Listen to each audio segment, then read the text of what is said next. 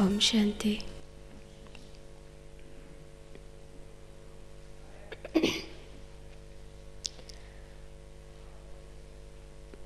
Baba every day tells us the secret of karma. And this subject is not only very big, huge, but it's also very deep. Actually, this particular topic takes few sessions, and as we go deeper and deeper into it, not just on the basis of intellectual understanding, but also experience, we would understand much better. But today, I'm trying to share few things within this 1 hour, and I'm sure by the end of the session you might have several questions, because it's so very personal. It's connected with each one of day-to-day activities and our lives. But one thing I believe is the firm faith in God and firm faith in self will enable us to get into that state of experience, if not now, but just later. But just believe and move forward. There might be few things, it might not be very clear, or may not be, it's still confusion or doubt or question, maybe now, but later, of course, we will understand this happened because of this.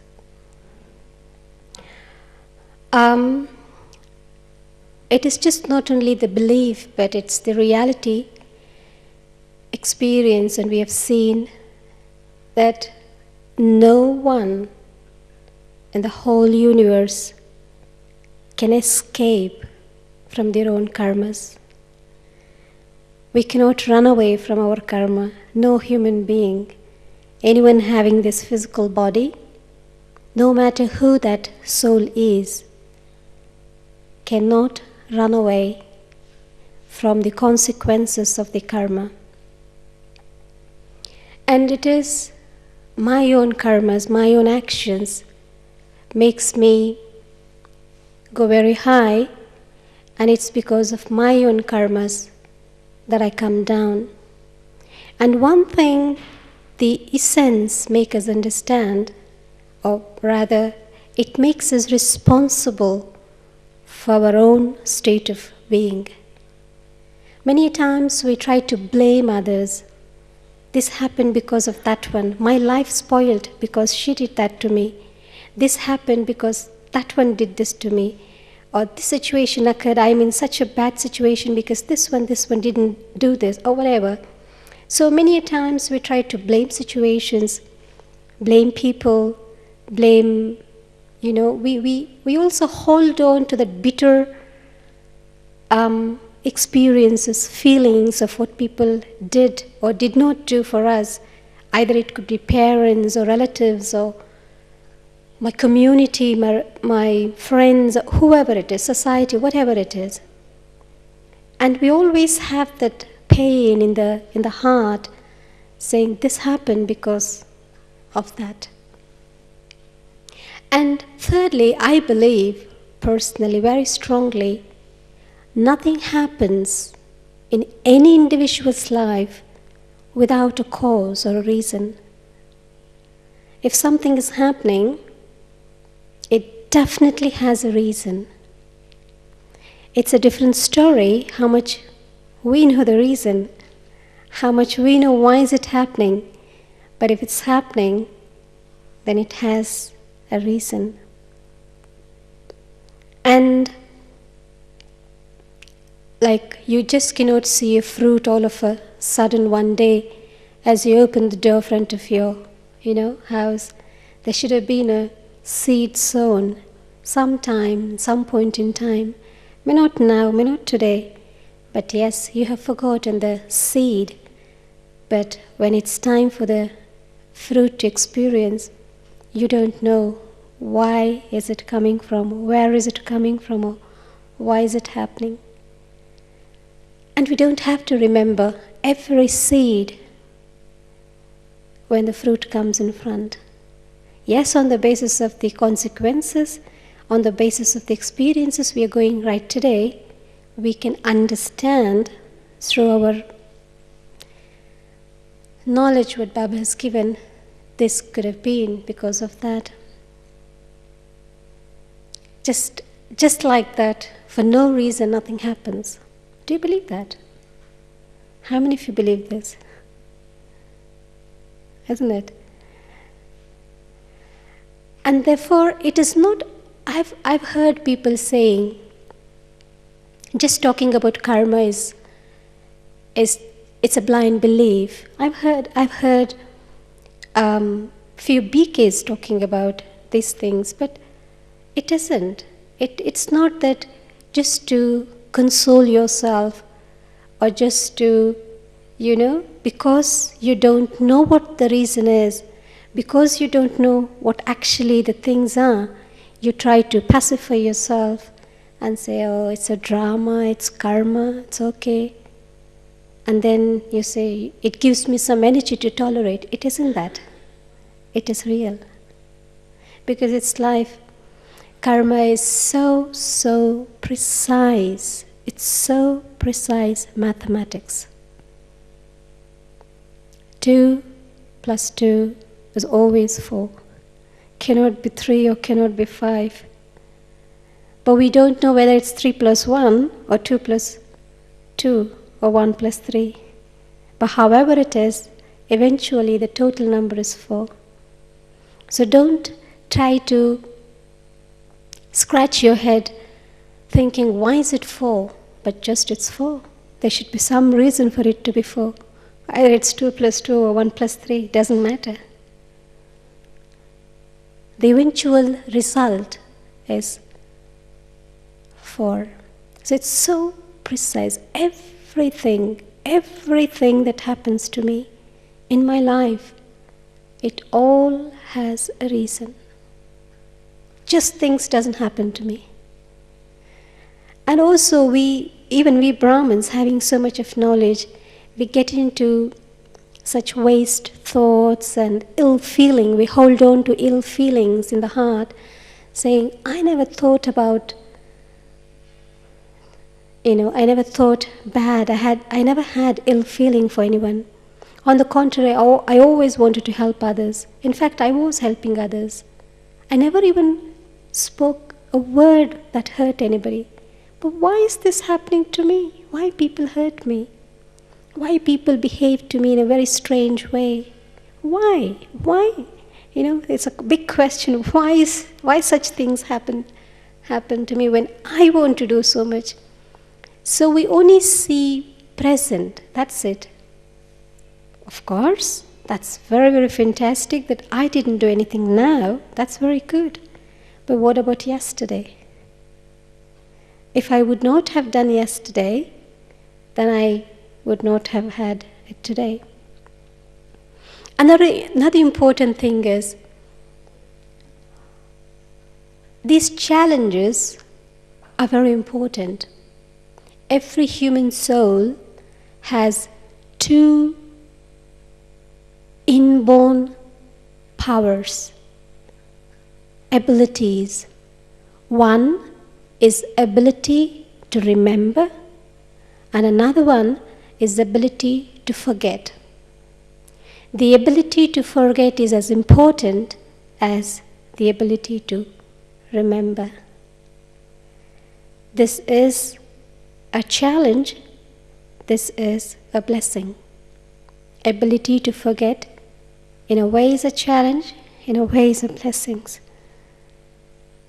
Because I forget the past, and I have to forget the past, I don't know why is it happening to me now, and therefore it becomes a challenge. Because I forget the past, is that I'm able to act my role perfectly in the present.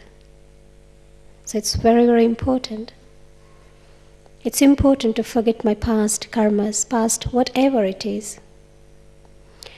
And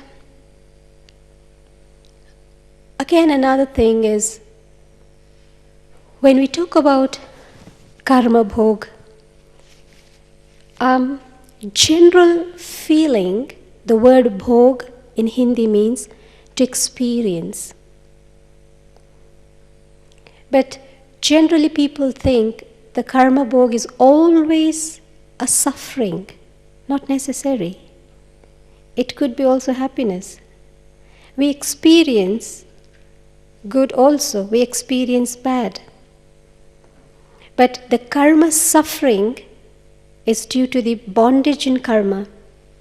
But happiness in karma is due to the pure karma, that we have really a very loving relationship in karma. It's not a bondage.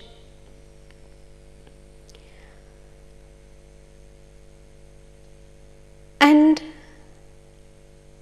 it's not that karma in itself is good or bad. Many times also we get confused. You're sitting in that place, yeah? From that place, from that angle you're sitting, when you're looking here at me, whatever you're looking is perfect, because that's what you could see from that angle. The person sitting here or there, from that angle, from that place, whatever he could see, that's perfect. But when the person sitting here, if you look at him and say, oh, what is he explaining? I'm seeing different from what he is saying. But the person is the same, the situation is the same. But it's just the different angles. So from his place, what he thinks could be wrong, and when the person thinks from sitting in his place and think about the other person, then that person seems to be wrong. But actually nothing is wrong. Nothing is wrong in this drama. Do you believe this? Nothing at all is wrong in this drama. Either soul becoming pure, soul becoming impure, soul, whatever is happening, everything is perfect, predestined drama. Every single soul is performing his or her role exactly according to what he or she decides to do. It's your own choices. And therefore you become responsible for all the choices you make and its consequences. So we are just experiencing it, good or bad. And therefore actions in itself are not good or bad. But intention, the motive behind the action, makes the action good or bad. Yeah? You see a surgeon.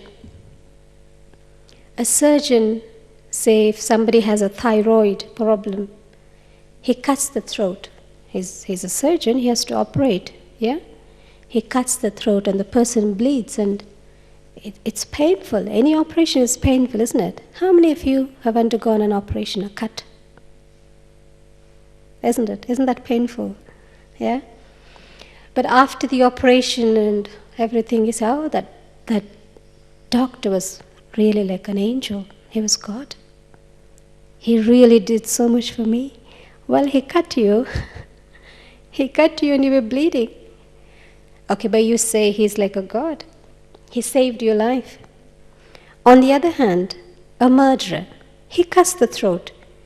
He also used probably the same blade or same knife or whatever. He cut the throat. Maybe he was not aware that was the place where the thyroid gland is, but he cuts the throat and the person bleeds and he's in pain. But then you call that action or that person a murderer. Now, action is the same. This person cuts and that person cuts. They might also use the same instrument. And the eventual result is he bleeds and he bleeds. And okay. But why do you call one person an angel and another person a murderer? It's not the action, but the intention behind the action makes someone like a god and makes someone an evil person. It's not just an action. It's not the cutting is bad. It's the intention behind the cut was bad or was good. So what we apparently see is not the reality. The reality is back behind the action, deep in here. What's my intention or feeling or motive behind doing that action? Many times people speak very sweetly, very hospitable and very sweet and very humble and with great respect. But if a third person look at the conversation, they would say, "Oh my God, this person is such a sweet person. He's speaking so well, with so much of respect and whatever." But the intention behind that person may be not that good. He might be looking for an opportunity. He might be saying, "Oh, he has come to me. Okay, I have to speak to him anyway sweetly, but this is a chance. I have to do. He did that to me. I have to do that to him." So, all whatever the cunning thing inside, all the dirt behind, the filth behind, the sweetness, that isn't a good karma, isn't it? So it is my intentions or my feelings that brings in, it creates the karma. It's just not the karma what we do in itself is a karma, good or bad. Therefore, it's very important for me to maintain that very good feeling before doing any action. The karma yoga is whatever the action I do, what is the feeling behind that action? What are my intentions behind that action? No matter if you are doing this, if you're doing that's absolutely your problem. You're misbehaving with me. You're not respecting. You're not, whatever anybody is doing, that's absolutely their karma. And the depth Baba speaks, even if somebody else does a mistake, I'm not doing a mistake. I'm not at all doing a mistake. I'm very, very good. But this person is making a mistake. But even thinking about somebody's mistake is creating a subtle karma with that person. So I have to settle that. Because karma begins with the thought, followed by the feeling, and then which forces me to do through my sense organs. So if my intentions, if my feelings are bad and I do, not only I think bad, but also I speak and I do the karma through the sense organs, and whatever the sense organ I use to perform that good or bad karma, I have to experience the pleasure or pain through that. If I have a bad vision, I have to suffer. The sense organ suffers. I think very bad. I always think bad about others. I have to suffer mentally. So whichever organ, either it is subtle organ or physical organ, I misuse it, or I don't use it. If I misuse, of course, I have to have the result. And also Baba yesterday and also today said, any karma we do unknowingly, it's as equal to pardonable, though not, but yes, we would get little result of the karma, but not that much, because I did it unknowingly. Unknowingly do good or bad, the result is not that much. But if any karma I do knowingly, I'm well aware, I'm pretty well aware of what I'm doing, then the result of that karma will multiply. And especially for Baba's children, we are so knowledgeable, we know everything. We are the knowers of three aspects of time, knowers of everything. And if we do anything, that the result of the fruit of the reward of that karma has many folds, multifolds. If I do good or if I do bad. And together with doing karma knowingly, it is also time. Which time I'm doing what? This is the time of confluence age. And at the time when sitting here right in before God, I'm doing this good or bad, then that adds on. Place, time, situation. This all adds on to my reward, good or bad. Together with, if I have absolutely pure intention.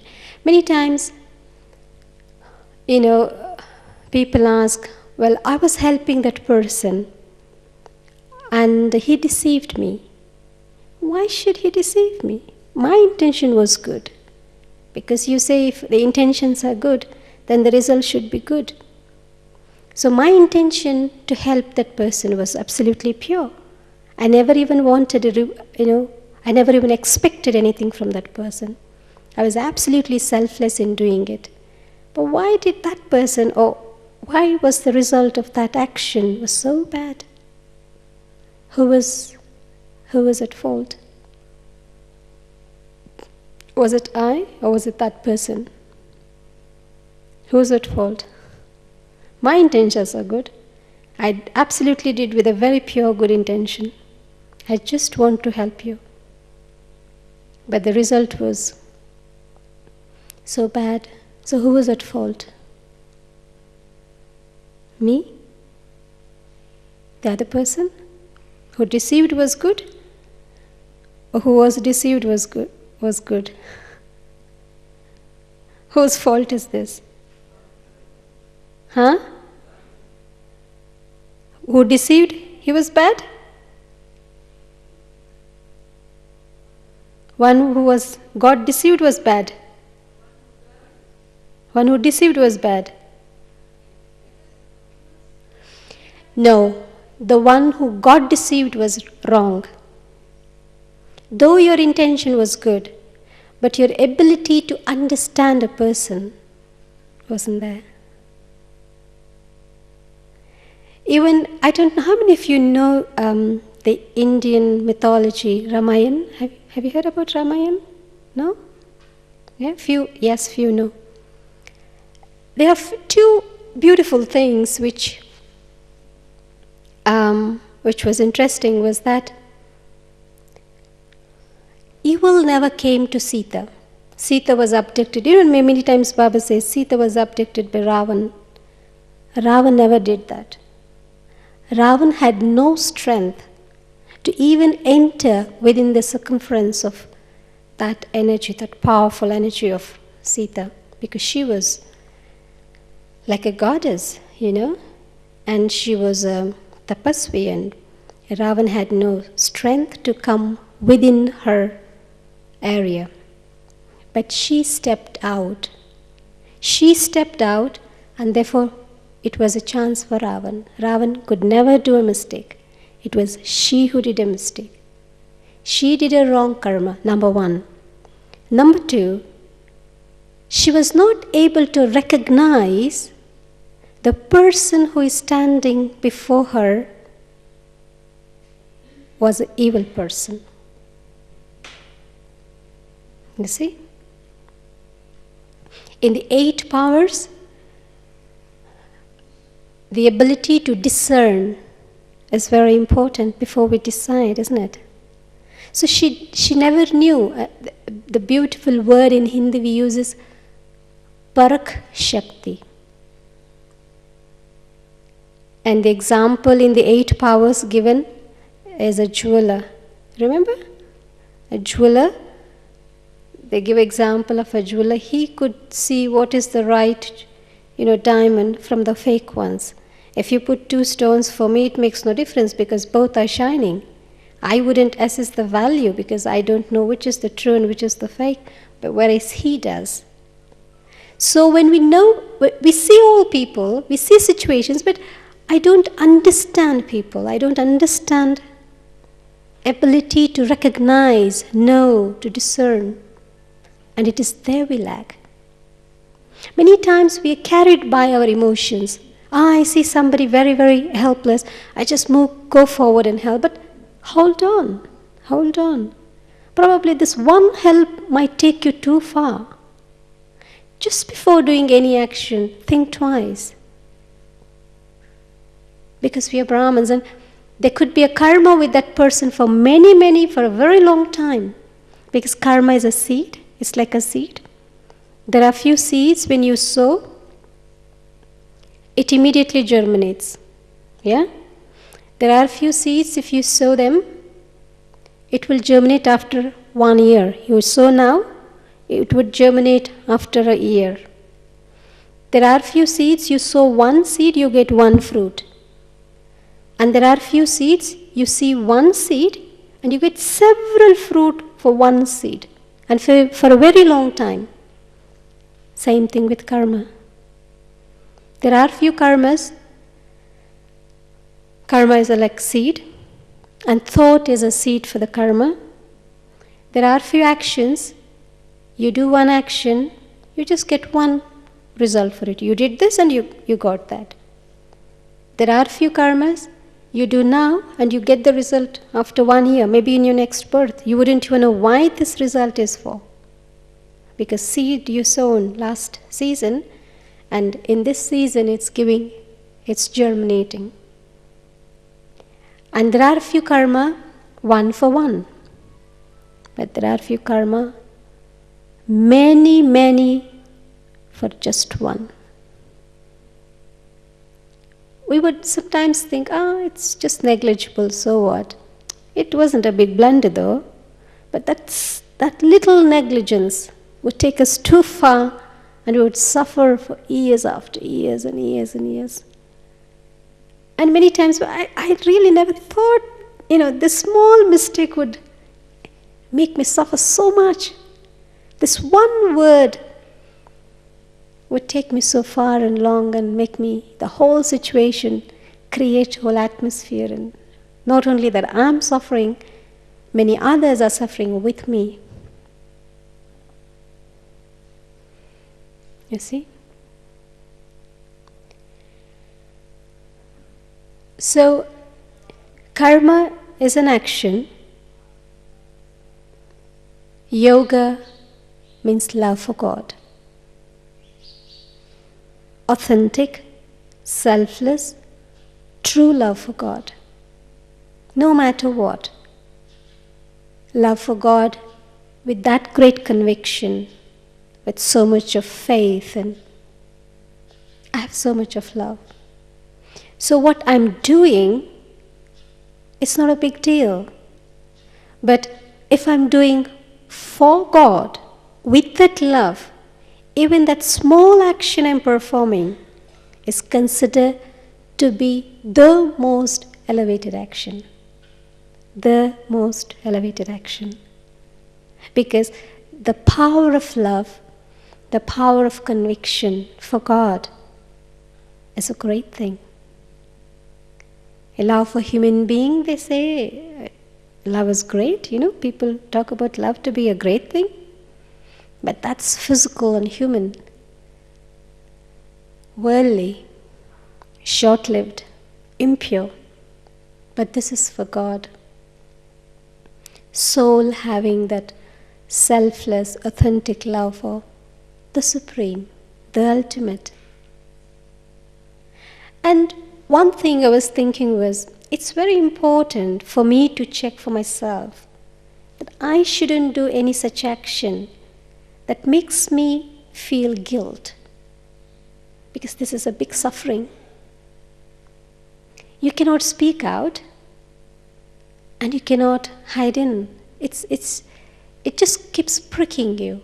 The guilt conscious continues to stay in there. It's like a thorn pricked, and you can't remove it, and the thorn is still there. And every time you take a step, it gives you pain. It's not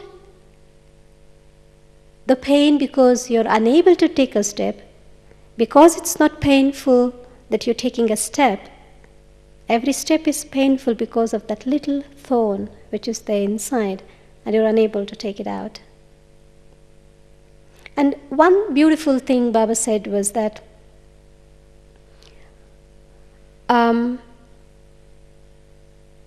if I always have the Almighty Authority as my companion, I will be able to liberate myself even from the feeling of guilt.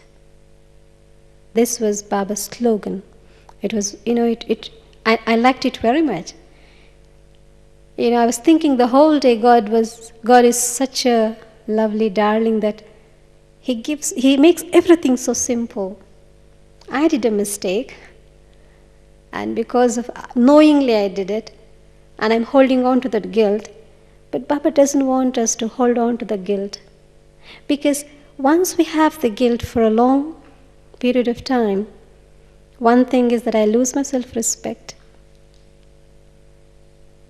The acceptance, self-acceptance finishes.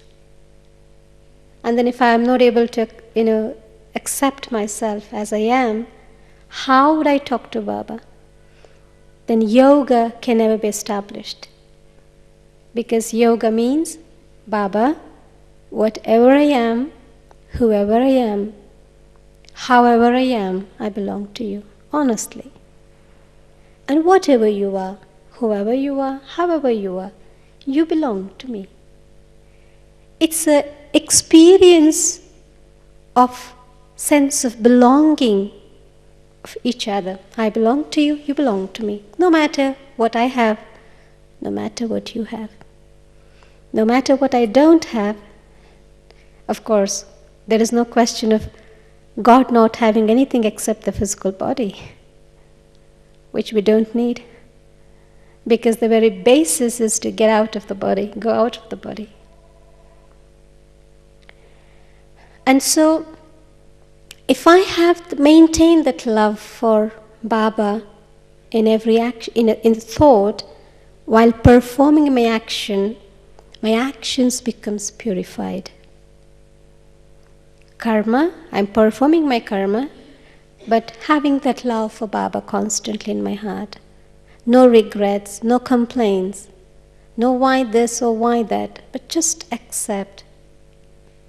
And with that love, I continue to do.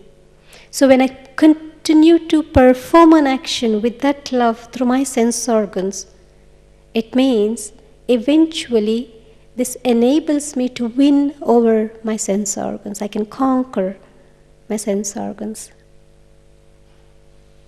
When I'm able to conquer my sense organs, I can conquer the nature, because body is nature.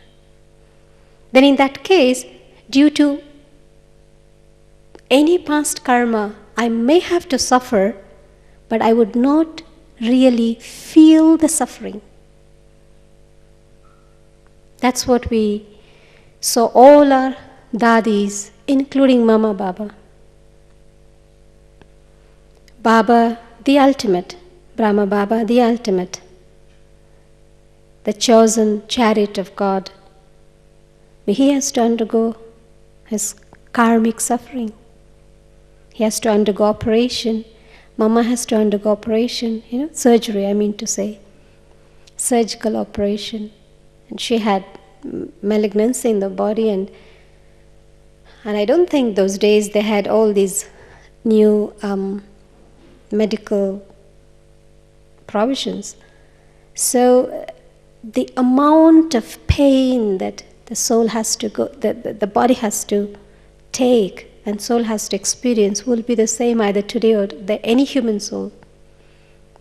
Anyone with the malignancy, ask them what is the suffering? Cancer. Horrible, horrible pain. The day Mama left the body, when we go to Panda Bhavan, you see outside Baba's hut, there used to be the place where used to have grapes. That was the season, I guess, in May, June. We used to have lots of grapes there. So Baba said, Mama, will you not meet all the children? And today you should give them, not only meet them, but give them lots of love. Well, Mama would never say no to Baba, though Mama had lots of pain.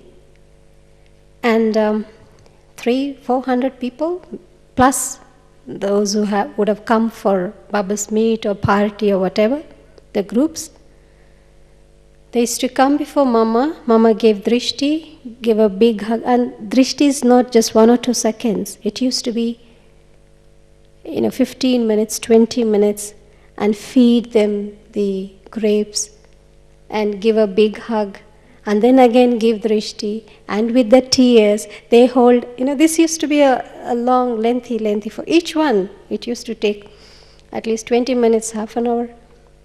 So just imagine how many hours she must have spent. And when she's hugging, she would have felt pain, but not a trace of that pain on her face. Well, I didn't see, but yes, I did see Dadiji.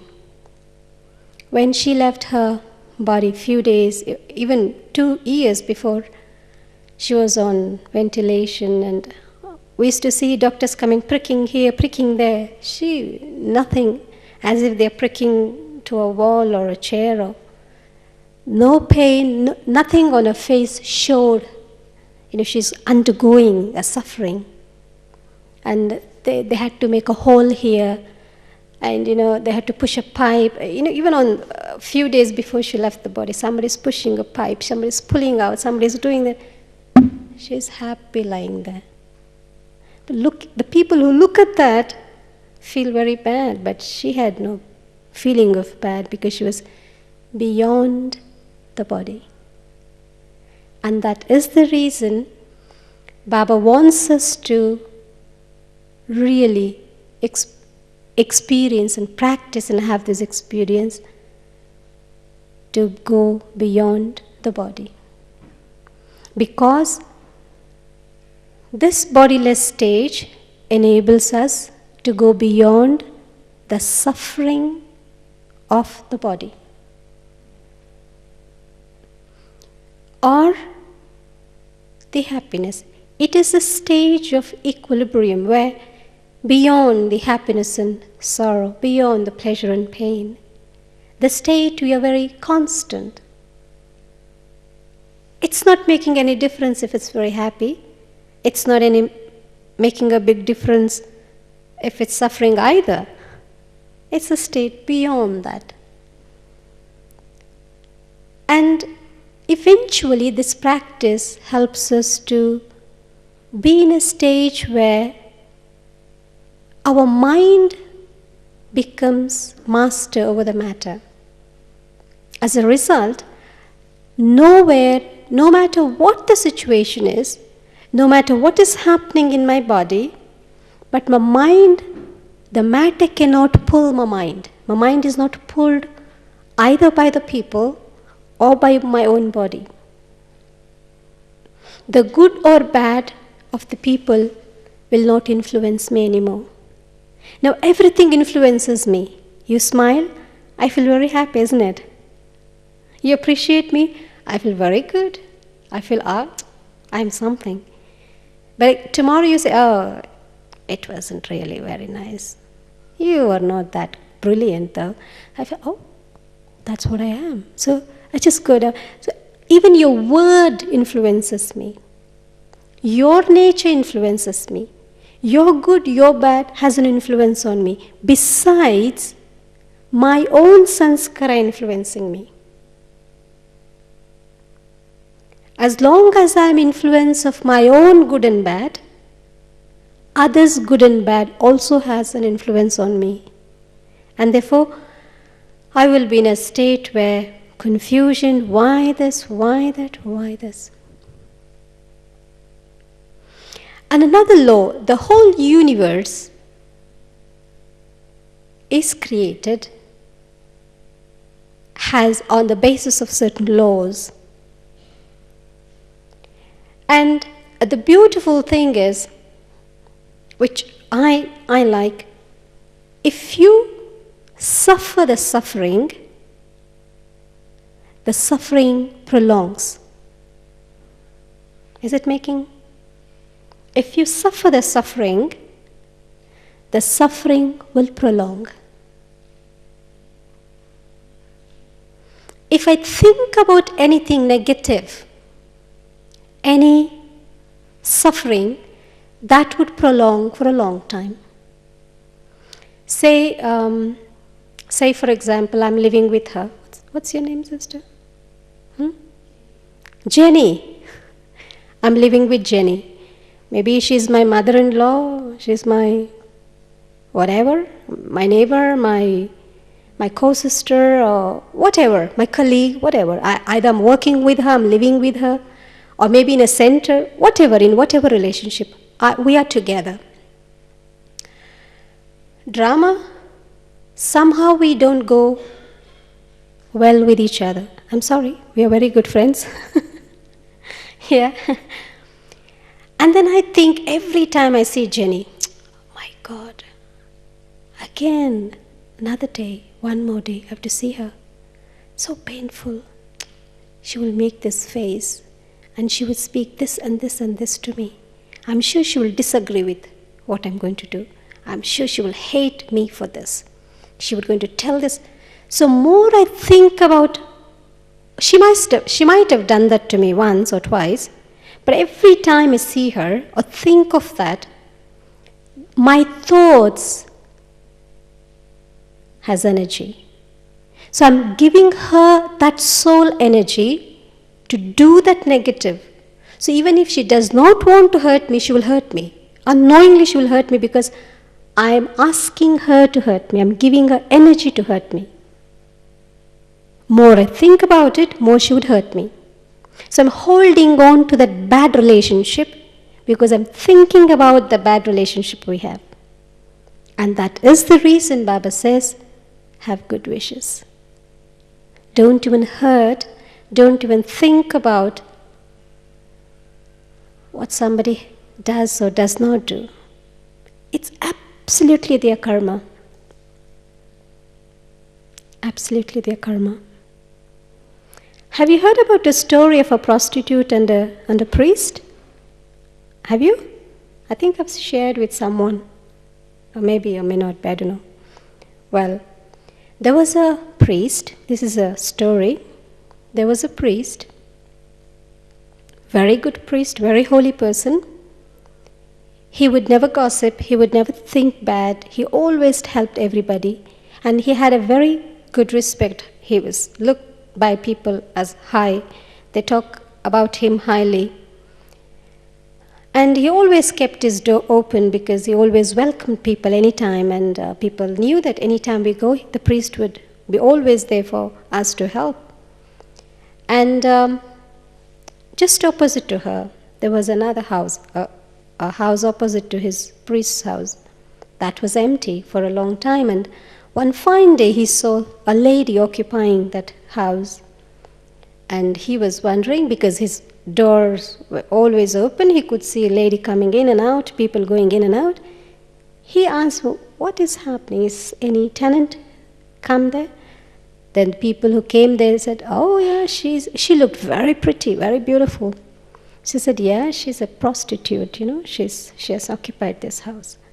That's it, that thought, prostitute, front of my house.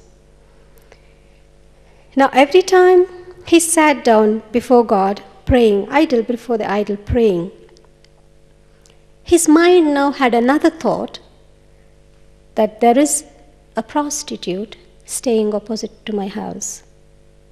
So now he started thinking, oh, she's beautiful, but she's such a dirty woman, She must be doing this dirty thing, and she must be doing that, and doing.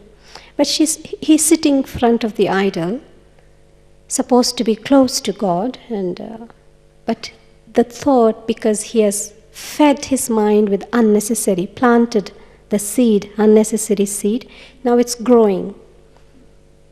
And she came to know about the priest. The priest was very good and very holy person. He never thought, he never think bad things, he never gossip, he never even speak bad things about others. He's not concerned about others at all.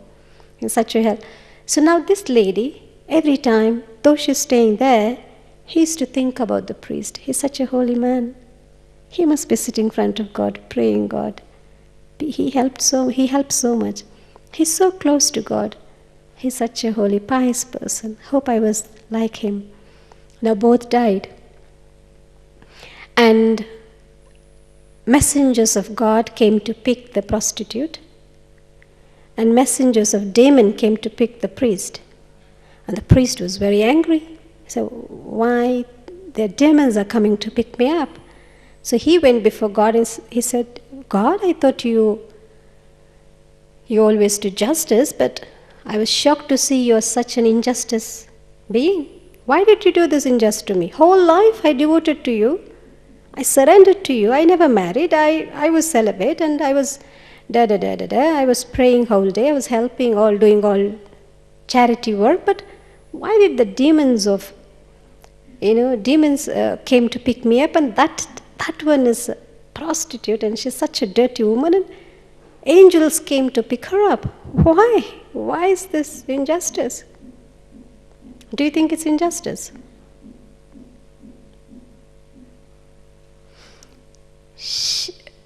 Nobody did anything against each other, but just thinking, thoughts. When I think about somebody's karma, I become a partner. Their karma comes to me because I have accepted it into my being. So I am the part of their karma now. And therefore Baba says, don't look at others. Don't think about others. You are there, you are there. I am there, I am there. Just look at me. Look at yourself and look at Baba, follow Father. Baba never said follow sisters and brothers. Every soul has their own karma story. Everyone have their past, present, future. I don't have to interfere in anybody's karma because God knows, and even that soul may not know.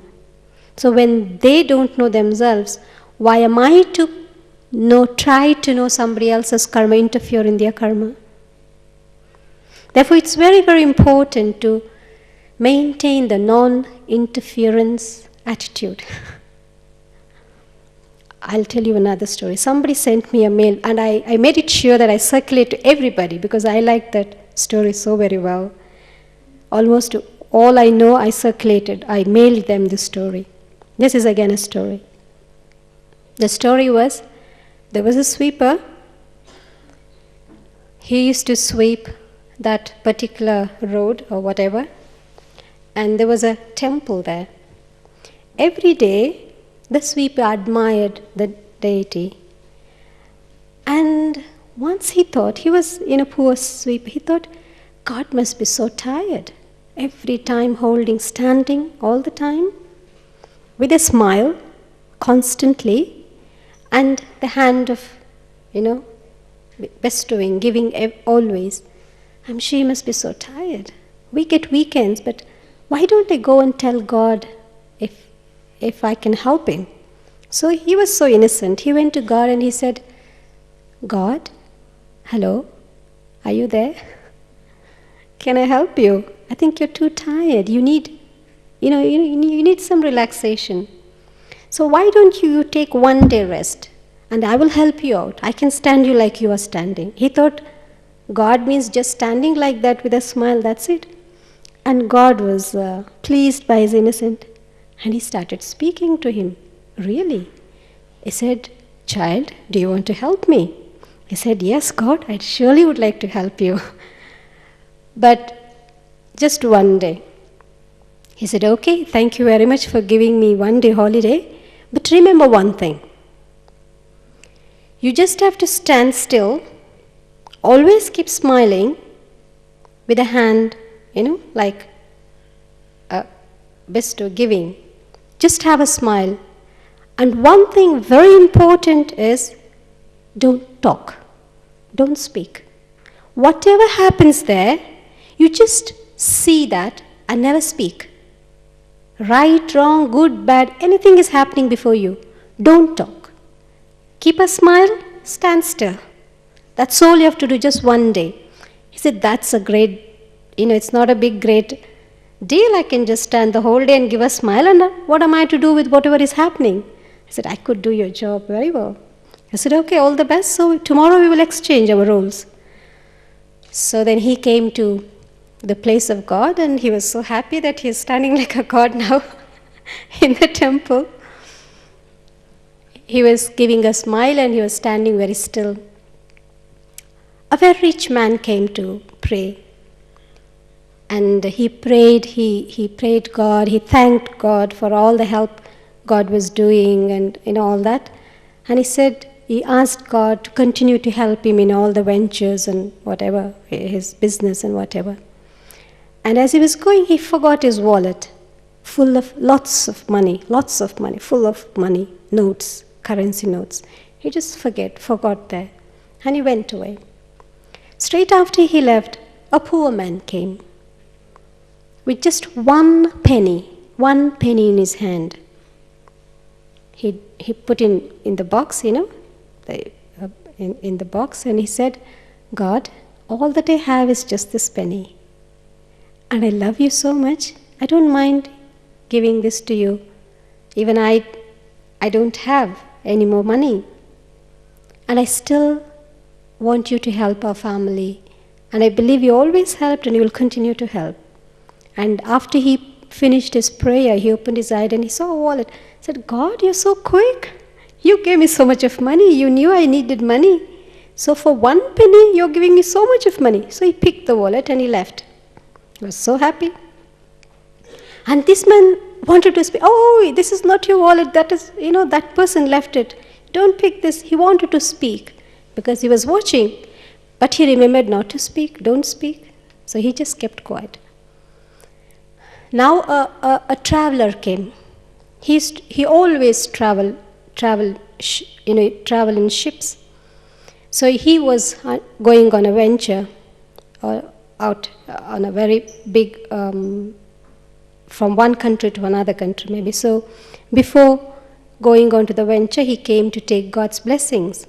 So he came to God and he said, God, this is another venture, and I believe you always guard me, protect me in any difficulties, because sailing for such a long time, it's just, you're my all that, whatever the prayer.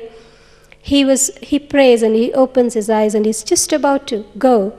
The rich man comes with the police cops. Could be this person who must have taken my wallet, I forgot the wallet and I think this was the person. So the police caught the traveler. Now this person, the sweeper who is in the form of God, they cannot stop himself. He said, this is injustice. This is absolutely injustice. Somebody took the person. This is an innocent man, and the cops are holding on to him, and So he thought, now let me talk. I should stop this guy. Otherwise, the innocent person will be jailed. They will take him to the prison, and he has to be in the prison for a week or whatever. So now he spoke. He said, look, man, it is not this person who stole your wallet. Look, that person going there, that, very old man with rags. It is he who took your wallet.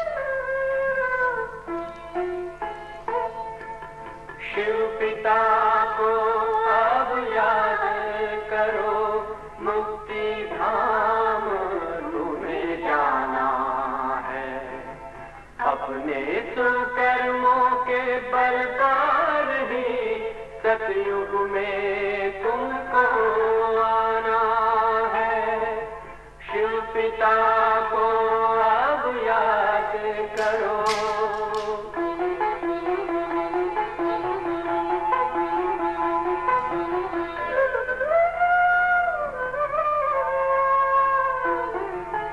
ये संगम का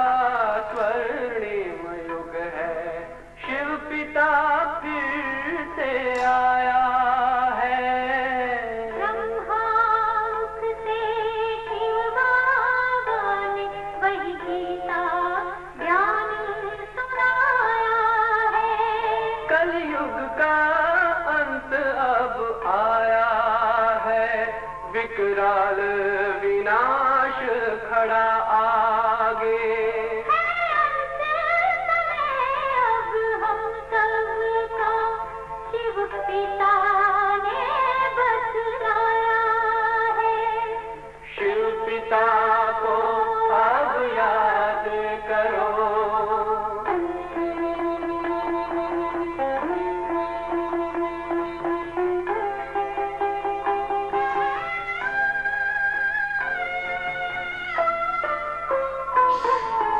पांडव शिव शक्ति सेना की रणभेरी अब फिर बजती है।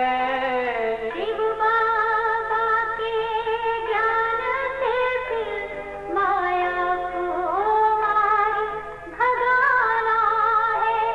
शिव पिता को अब याद करो, सतयुग में तुमको आना है। शिव पिता को अब याद करो, मुक्ति धाम तुम्हें जाना है। अपने सुकर्मों के बल पर ही सतयुग में अब तुम्हें आना है। धाम में तुम्हें सतयुग में अब तुम्हें आना है।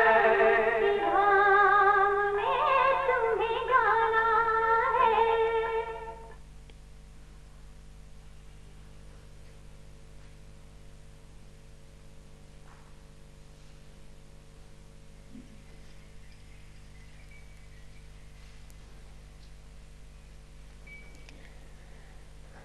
And so he told the truth. It was not the traveler who picked the purse, but the poor man. So the rich man was very happy, the policeman was happy, and he was very happy himself because he did a great job. So it was the night he came back to his real form, and God came and asked him, "How was your day?" He said, "Fantastic, it was very good." "But you know, God, I did a very good job today." God said, What was that?" He said, "I did a justice. I told the person who was at fault, the guilty person, and I saved a poor man, old man who was very innocent, and I saved him from doing a sin, and I saved a policeman from catching a wrong person, and the rich man was very happy." He said, "You did a great big blunder." I said, "Why?" "I told you not to speak. You don't know what's past, present, and future of each soul. You don't know the karma story of any soul. Taking a decision by what you just see now from a part of the whole drama is a wrong decision. So therefore, human plan is different from God's plan. And never interfere in anybody's karma." He said, "What does it mean?" Because he was a common layman, he was a sweeper. He said, "Look, when the rich man came, the rich man had all black money. And whatever he put in the box was a black money. And the money he left in the wallet was black money. I wanted him to leave there. At least when the poor man comes, he would take, and the money that the poor man takes from the rich man's wallet, the rich man will earn little charity. His sins will reduce little. And the poor man, the old poor man, will be helped, He will get little help, and his faith for God will be sustained." You never allowed it to happen. And I wanted that person, the traveler, to be imprisoned, because the ship he's going to travel will be drowned. I don't want this poor man to die. I want to save him from death. So the only way for me to save him from death was to put him in the prison. But you never let it happen. So don't interfere in anybody. Why this man is doing, I know everything. I am the seed. Shiv Baba is the seed of the entire human tree. Everybody's karma. Why things are happening or why things not happening, why somebody is blaming somebody when somebody is innocent, that's all has a plan. We don't have to interfere. All that we have to do, just watch my own life, others as a detached observer. And this detachment is the primary fundamental for a yogi.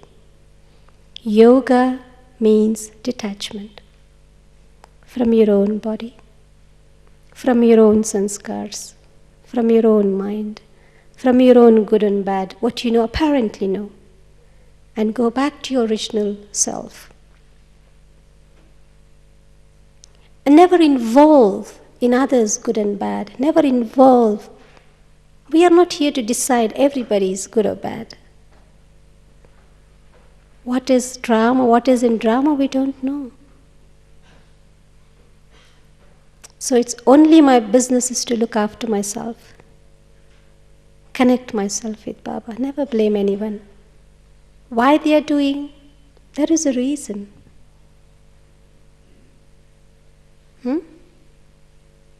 Is it too hard to accept it? Too hard to accept? Too tough? Now, why am I put up with such difficult people? Why should I suffer physically? Why should I suffer mentally? Why? There is a reason.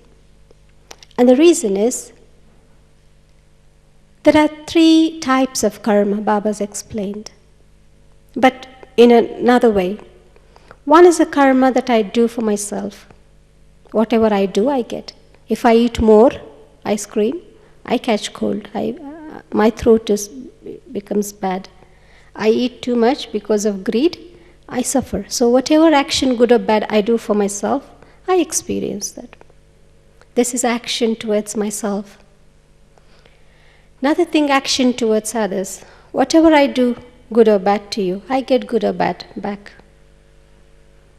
And another third is the actions I do with others. Now, say, come back to Jenny. Jenny has a beautiful coat. And I like that coat. I think, well, it's cold and she forgot the coat anyway, so let me take it. So I took the coat. She forgot, she came back to the hall, purse or coat or whatever it is. And she came here to find a coat and purse and she doesn't find it. And the moment she do not find her coat and purse, what will be her feelings? What will be your feelings, Jenny? You lost. So you'll be happy? No, isn't it? So from my own actions, of a very small action, I've caused that soul the amount of sorrow. It depends the amount of sorrow she has experienced because of my one silly action. Now, this is fixed. I have written from my own karma, in my own passbook, the amount of sorrow that I've given to her, I have to experience. And this much of sorrow I've written, I've created for myself through my own one single action. It's my conscious decision I made to take that, and the amount of sorrow that soul has experienced by losing it, I have to experience in some point in time of the whole journey. Yeah, either through journey or through anybody else. Now, coming back to the same, I want to take that purse and I have no maybe courage. I ask her, three of them to come with me to take that purse. Maybe this time I would like to take that black purse there. It's bigger. So when I take that, all these three people give me support. I would say, just stand there. I would go in, take everything. I will share with you. So it's okay, no problem. Now when it's a result, when it's a time for me to experience the result, who would experience the... Just me or three of us? All the three together? Just me? All the three? Everybody, isn't it? So when all of us have to experience, we all of us have to be together. Either we would be born together, in some situation we all of us to meet together. That's how friends, families, relations are formed. Because the karma we do together brings us together. Either we do karma, the bad karma together, good karma together, whatever, we have to be together to experience that. Why was I born in that place as their child? Why was I married to that man? There are so many men in the world, but why that woman? Why that man? Why these children? Why that? Why this? Why only me? Big question, unanswered. Me, because I have done it with that person consciously. So I have to experience it. So no one can run away from their own karma. Leave this person, go there, change the job, take another job. You may change 100 things, but yet you have to suffer and enjoy for everything you have done. You can't run away from your own self. How far can you run away from your own self? Therefore, face it. With understanding, with love. Every time something happened to me, just let's be happy. Oh, karma is settling. Good deal. Be happy. And more I become happy, more I continue to maintain my state of mind, the suffering of the karma reduces. My relationship with people becomes better with the good wishes. And therefore everything will be solved in a short time. More and more I hold on to the negative things, more and more I hold on to the sufferings, it prolongs for a long period of time. And therefore, first I have to win over. When I win over my own thoughts, I keep right type of thoughts in my mind. I will be able to do right type of karma in right time. Doing right type of karma in right time enables me to conquer my sense organs, eventually conquering my sufferings, my karma. I can settle them very easily. Om Shanti. I have 15 minutes if you have any questions. I'm sure it's a deep thing, but it takes few sessions to explain every detail of it, but since we don't have that time, yeah.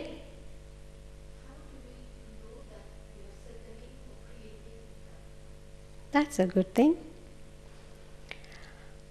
Well, whenever any suffering or good or bad comes, first thing, it doesn't bother us more.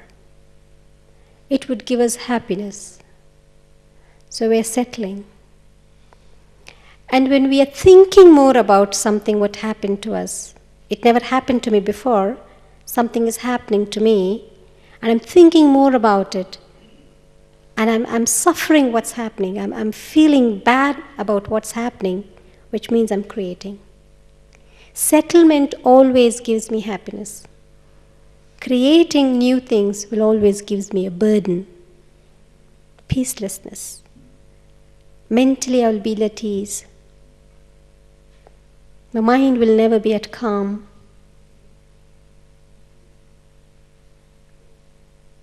Yeah? Anything?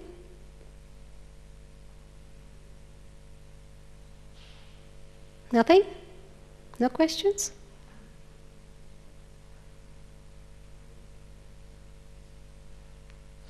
Hello, are you here?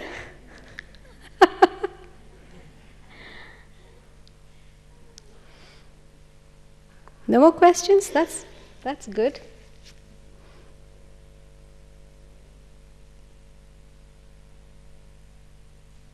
Okay. So we will have a few minutes of meditation now. And one thing lastly I would like to share is that when Dadi Prakashmani left the body, Dadi Gulza went in trance and she was talking to Dadi, and Dadi Gulza asked her a very good question, and she asked, Dadi, you left us so soon, and there were all people, all seniors standing around you, and you never spoke a word, you never even opened your eyes and looked at anybody. Everyone were there.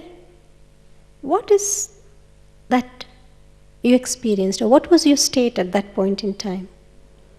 And it was a beautiful answer she gave. She said, just before, half an hour before I left my body, the soul left the body, I was experiencing absolute karmatit stage. Karma means action. Atit means to go beyond. Nothing is pulling me. Nothing is pulling. My responsibility, my beloved people, my role, my routine, nothing at all. My position, my own body, nothing that belongs to this world can ever pull me. Because then, as I practice the state of being a detached observer, when I start practicing a state to go beyond the body again and again, this will give me an experience of karmati, to go beyond the influences of karma, bad and good, beyond that. It's called as karmati. The karma will not pull me back. Even in the mind, I will not remember anything. Though I am aware, but nothing is bothering me. That's karmatit. And so it was a very interesting thing that she was sharing as her experience when Dadi Gulza was giving message. So we will for a few minutes sit in a state and try to practice to be totally beyond body.